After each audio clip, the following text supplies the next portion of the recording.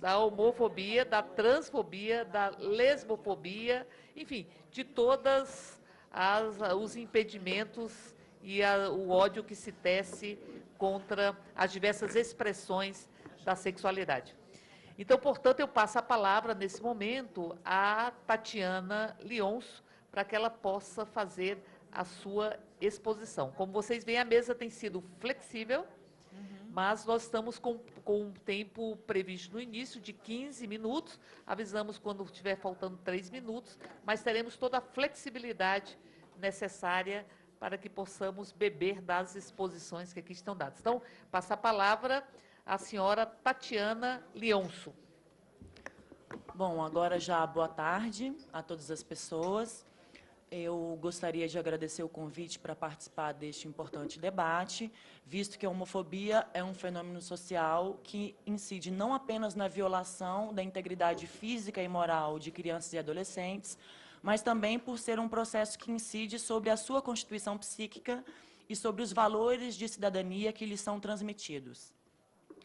Gostaria de iniciar abordando um tema um tanto controverso, que é o da sexualidade infantil. Sabemos que essa ideia gera constrangimentos e mesmo indignação, tendo sido objeto, em grande parte, da repulsa que o pensamento freudiano obteve e ainda obtém por parte da sociedade. No entanto, nós sabemos hoje, né, ou pelo menos é assim que a gente constrói o sentido sobre a infância hoje, que a infância em si é uma construção social e histórica moderna, tendo sido aqueles e aquelas que qualificamos hoje como crianças, tratadas durante longos períodos como adultos em miniatura, o que levou o Papa Bento XVI à infeliz declaração, né, inoportuna, digamos assim, de que a pedofilia nem sempre for objeto de penalização e, portanto, poderia ser relativizada historicamente. Evidentemente, nós não vamos usar da compreensão sobre sexualidade infantil para sermos coniventes com esse tipo de manejo argumentativo por parte da Igreja Católica, né? Onde a sexualidade infantil não existe, a não ser no momento em que, argumentativamente, ela importa ao adulto abusador e que, recorrentemente, no caso da pedofilia dentro da Igreja Católica, a inteligibilidade sobre o que se passou do ponto de vista da autoridade religiosa é a culpa da criança homossexual. Tá? Então, absolutamente, discutir sexualidade na infância não é absolutamente ser conivente com esse tipo de linha argumentativa, né? Bom, a emergência da infância, na era moderna, ela foi correlata à ascensão do poder disciplinar, que a professora Maria Lúcia já abordou, tal como proposto pelo Michel Foucault, em que o discurso médico, em grande parte, funda a inteligibilidade sobre a normalidade e a anormalidade, instituindo práticas de normalização dos indivíduos por meio das instituições disciplinares, entre as quais a escola nos interessa especialmente nesse momento. A sexualidade, na era moderna, foi objeto de intensa normalização pelas instituições disciplinares, né? Em que o suposto pecado cristão associado a práticas sexuais não matrimoniais ou não reprodutivas foi redirecionado para a lógica das aberrações sexuais descritas pela psiquiatria nas sociedades ocidentais. Então, a prática da masturbação foi objeto de intensa repressão, né, e a sexualidade infantil foi silenciada. Masturbação e sexualidade infantil são dimensões da sexualidade que desmentem ou questionam a sua intencionalidade meramente reprodutiva. Ainda que a psicanálise seja um saber extremamente controverso no debate sobre os direitos sexuais, né, nós sabemos disso, cabe resgatar aqui um pouco da proposição freudiana sobre o sentido da sexualidade infantil, né? Freud dizia não apenas que existia uma sexualidade infantil, mas ele qualificava a sexualidade humana em si, mesmo a adulta, como infantil. Tá? Então, o que ele propunha com isso era a compreensão da sexualidade como experiência humana do prazer pelo prazer. e a desassociação da sexualidade humana da meta reprodutiva, sendo a sexualidade uma importante dimensão da vida psíquica e da vida relacional do sujeito, sendo a principal característica da sexualidade humana a própria plasticidade, tá?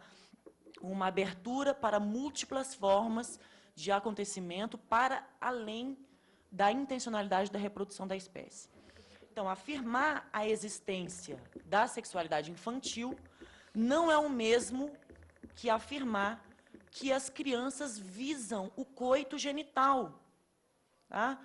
Em grande parte, essa fantasia, né, da sexualidade infantil como uma sexualidade adulta, genitalizada e procriativa, é apenas a cristalização da cena sexual na falta de imaginação ou na vergonha daqueles que insistem ser a sexualidade algo natural ou que se destina à reprodução.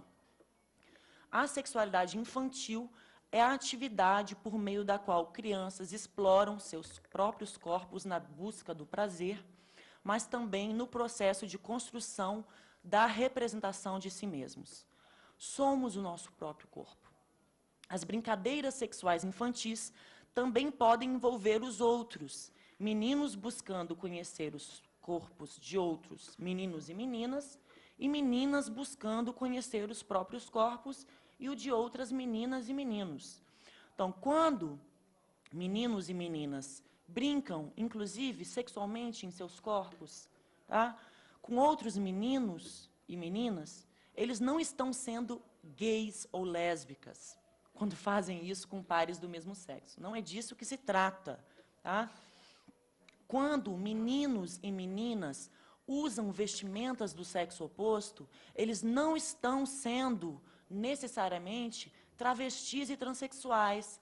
Não há como derivar da brincadeira infantil e do faz de conta e da curiosidade em relação aos corpos próprios e dos outros, desdobramentos lineares sobre destinos de subjetivação homossexuais, travestis ou transexuais.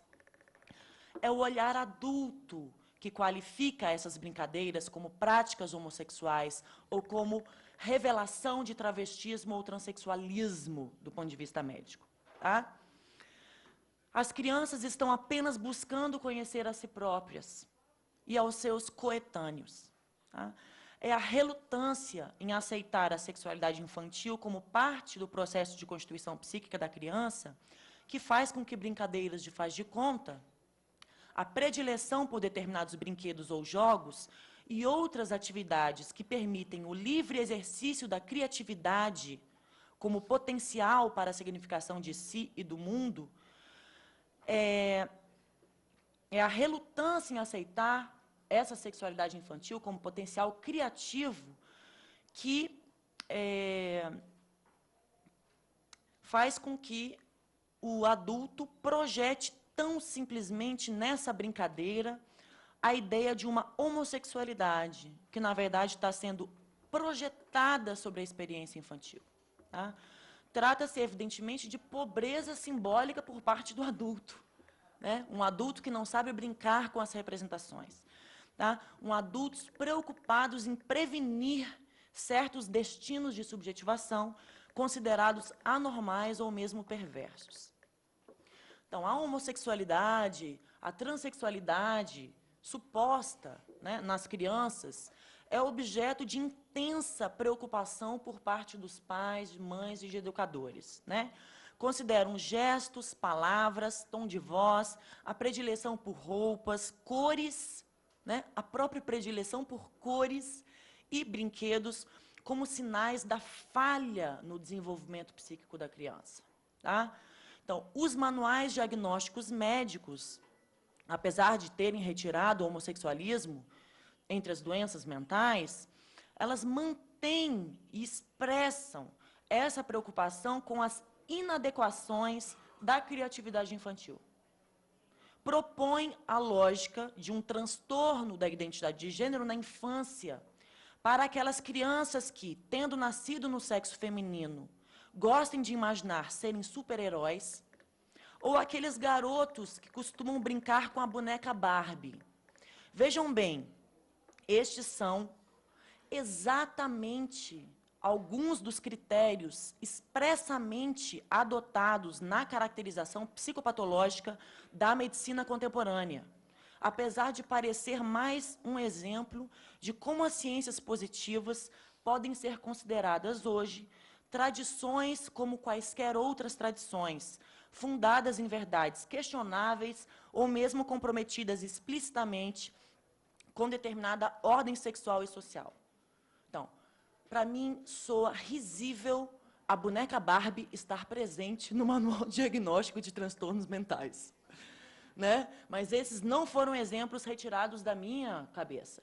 É exatamente a argumentação contemporânea da medicina psiquiátrica.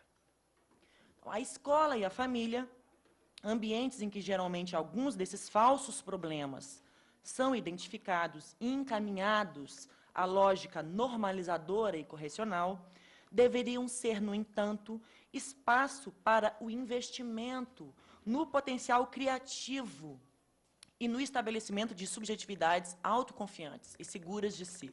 Né? Deveriam preparar as crianças, não apenas para sobreviver em um mundo injusto, mas para construírem um outro mundo. O que ocorre ao contrário. Crianças têm sua criatividade e imaginação, têm sua faculdade de significação de si e dos outros tolhida por um medo irracional da possibilidade de que o mundo que temos hoje venha a ser um outro mundo, amanhã ou logo mais. É assim que se ensina a homofobia, se ensina o estereótipo de gênero, se ensina a intolerância, a segregação ou mesmo o ódio. Ensina-se que a sexualidade é vergonhosa, que a imaginação é moralmente condenável e que há um jeito certo para tudo. Há um jeito certo para ser, há um jeito certo para brincar. Aprende-se também que a curiosidade sobre si e sobre os outros pode ferir a própria integridade física e moral. Tudo isso, podem afirmar, é pelo bem das crianças. O ideal da prevenção ronda a preocupação de pais, mães, educadores, médicos, psicoterapeutas e pedagogos. Né? É tão em voga falar em prevenção na era da noção ampliada de saúde, não é mesmo? No entanto, nesse cenário, o ideal de prevenção não se aplica. Né? A prevenção é um conceito aplicável a doenças cuja etiologia é bem estabelecida, né? E a homossexualidade sequer é considerada mais uma doença, a transexualidade e a travestilidade não dispõem, no conhecimento contemporâneo, de uma etiologia bem estabelecida e muito se questiona sobre o caráter patologizador associado a essas subjetividades. Tá? Então, não se previne a homossexualidade ou a transexualidade ou a travestilidade de crianças ao repreender as suas brincadeiras ou modos de ser. Não se previne isso. Tá? Muitas pessoas adultas gays, muitas pessoas adultas travestis relatam ter vivido forte repressão e tentativas de correção na infância. Então, não se previne isso. Tá? O máximo efeito educativo que se alcança desse modo é o ensinamento dos estereótipos de gênero e a transmissão da homofobia pelas vias da educação escolar e familiar. Bom, para finalizar, quanto à adolescência, evidentemente, já se pode afirmar homossexualidade, transexualidade, travestilidade na adolescência, se assim o fizer a pessoa adolescente. Né? E é importante mencionar que existem pesquisas nacionais, né, como é o caso da Gravade, que é um estudo multicêntrico sobre sexualidade e práticas sexuais na adolescência e gravidez na adolescência, como é o caso da PNDS, Pesquisa Nacional sobre Demografia da Saúde da Mulher e da Criança, que revelam que o início da vida sexual vem decrescendo, né, em termos de faixa etária, no Brasil. Né? Cada vez mais cedo se inicia a vida sexual com o parceiro sexual. Tá? Também os boletins epidemiológicos do Ministério da Saúde revelam que adolescentes, atualmente, são um grupo fortemente vulnerável à epidemia do HIV. Tá? Podemos hipotetizar, talvez, que essa vulnerabilidade de adolescentes ao HIV hoje decorra da morosidade, se não omissão, das instituições de ensino em fazer valer o que desde 1997 está previsto como parâmetro curricular nacional, que é a discussão sobre sexualidade com crianças e adolescentes no país. Adolescentes podem, eles e elas, afirmar serem homossexuais, travestis ou transexuais, né? Eu acho que afirmar isso na infância é um tanto controverso, tá? Agora, talvez escutar adolescentes também fosse muito importante, porque eles talvez pudessem nos ensinar algo sobre o amor, né? Embora muito silencie diante da convicção de serem e de viverem um grande e grave erro.